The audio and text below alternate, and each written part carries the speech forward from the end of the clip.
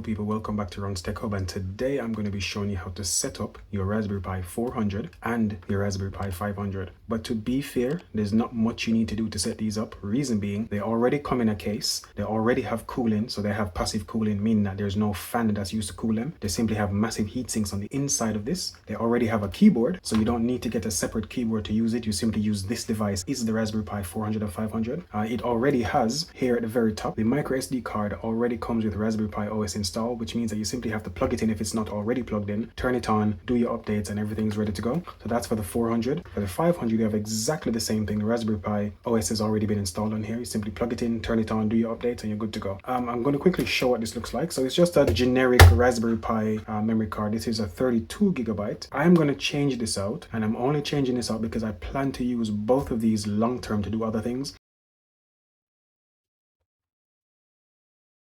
That is the only reason I'm going to be changing these. Now, once again, if you already have a Raspberry Pi 400 or a Raspberry Pi 500, there's nothing at all you need to do. Just to note again, if you buy the Raspberry Pi 400 or 500, you get the keyboard, you get the mouse, keyboard and mouse, and memory card. Everything is bundled in. The only thing you have to do again is simply plug it in, and then you're good to go. This is the Raspberry Pi 400. I'm going to plug the memory card in, plug everything in, turn it on, set it up, and show you what you need to do.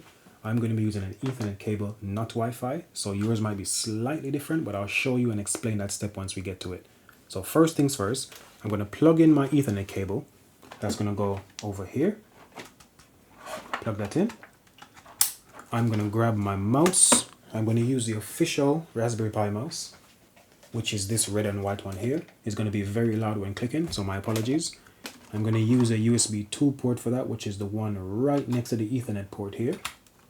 Then I'm going to put my memory card in, and that goes in here. Push it down. This is spring loaded, so you will feel it just snap in place. Finally, I'm going to plug in my HDMI cable. This goes to my capture card, so it doesn't go directly to my screen, but yours will go directly to your screen, so don't worry too much about this step. Simply plug in your HDMI cable, plug it into your monitor or your TV or whatever, and that's it. You're good to go. And finally, I'm going to grab my Raspberry Pi 4 or Raspberry Pi 400 plug. Please keep in mind this is slightly different from the Raspberry Pi 5 or 500 plug. The 500 plug or the 5 plug is going to be bigger and thicker. It supplies more power. And that's going to get plugged in to the very top here.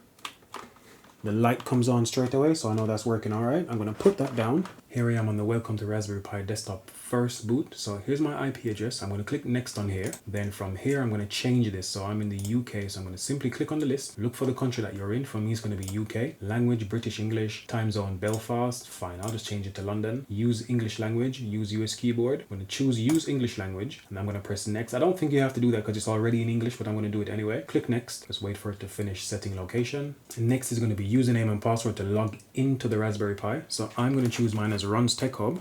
You can put yours as whatever you want. Oh, I didn't want caps lock actually. So let's remove that. Ron's Tech Hub. Password, you can put whatever you like. Please note this down. This is how you get into the system. If you forget this, you won't be able to get in. Entered my login details. I'm going to click next. From here, it's going to ask me to select my Wi-Fi network. I'm not going to be using Wi-Fi, so I don't need to do this.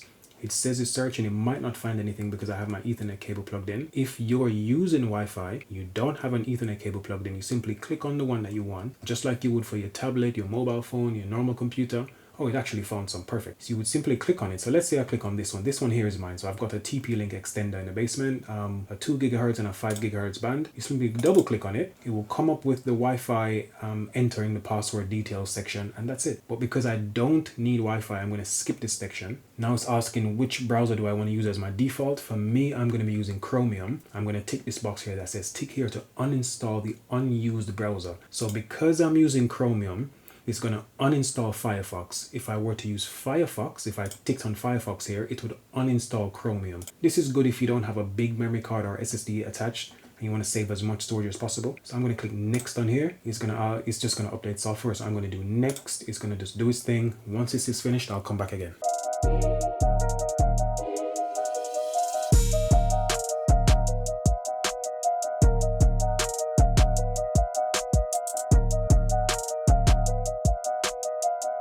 It's all installed, system is up to date. I'm going to click OK. It's going to restart. Once this restarts, that's it. Everything is ready to go. You can start using this as a normal computer now. And again, everything comes in a nice package, mouse and keyboard, so it's really easy and really handy in my opinion. This is going to be the setup for the Raspberry Pi 500. Slightly different. The keys on this are slightly smaller in my opinion, so the writing on the keys are smaller. And the mouse is actually just pure white, so it doesn't have that red accent anymore. Not a really big deal, but I personally prefer the red accent. Again, just as before, I'm going to go plug in my Ethernet port, which is this one here. Plug that in. Power is going to be very last. I'm going to plug in my memory stick, which is this one here. If you used a normal Raspberry Pi 500 or 400, the memory card comes with the system. I'm changing the memory card because I plan to do things on this that I need more storage. Next, I'm going to do my HDMI cable, and this HDMI is going to go to my capture card because I need to screen record everything. Just going to plug that in like so. And finally, for this part, I'm going to use my mouse. It's going to go to the USB 2 port on the very right. So they've shifted it from the left. On the Raspberry Pi 400 it was on the left, on the 500 it's on the very right. And I put this down. I'm going to get the power plug for the 500, which is the same as the power plug for the 5. I'm going to go ahead and plug that in there. We have a green light that comes on straight away that tells us everything should be working fine. You don't need to press the power button on the Raspberry Pi 500. It comes on as soon as you plug it in. Okay, here we are booted into setup again for the Raspberry Pi 500. So same thing as before, I have my IP address 192.168.0.10. I'm going to click next. From here, it's already set up as British English, so I don't need to actually change anything here. I'm not going to use English language here because everything has already been set up. On the previous one I did, it didn't seem to change anything, but I'm going to just click next. From here, I need my username and password. So again, it's going to be Rons. I'm going to click next. If you need to double check what you typed in, just click on hide characters here, that tick box, and it's going to unhide the password and you can see what you typed in. I'm going to click on next. From here, this is the list of the Wi-Fi available to me. I'm using an Ethernet cable, so I get internet using that. I don't need Wi-Fi. If you need Wi-Fi, simply click on the one that's yours or the one that you have a password for. So for example, if I double click on that one, it should just bring it up. But because I have the cable plugged in, it won't work. I'm going to skip this. But if you need to do this, you simply click on it and then click next and it will ask you for the password. I'm going to keep Chromium as my browser and not use Firefox. So I tick this option here that says tick here to uninstall the unused browser. So what will happen, it will install Chromium but not install Firefox. I'm going to click next. I'm going to click next again to update the software. Once it finishes, I'll come back over.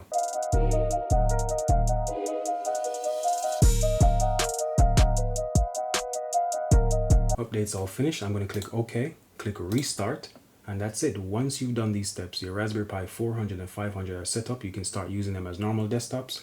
Nice single case with everything built in. They give you a mouse, they give you a keyboard, you get HDMI cables, you get the micro SD card, you get everything you need. Thanks for watching. Stay tuned. More videos incoming.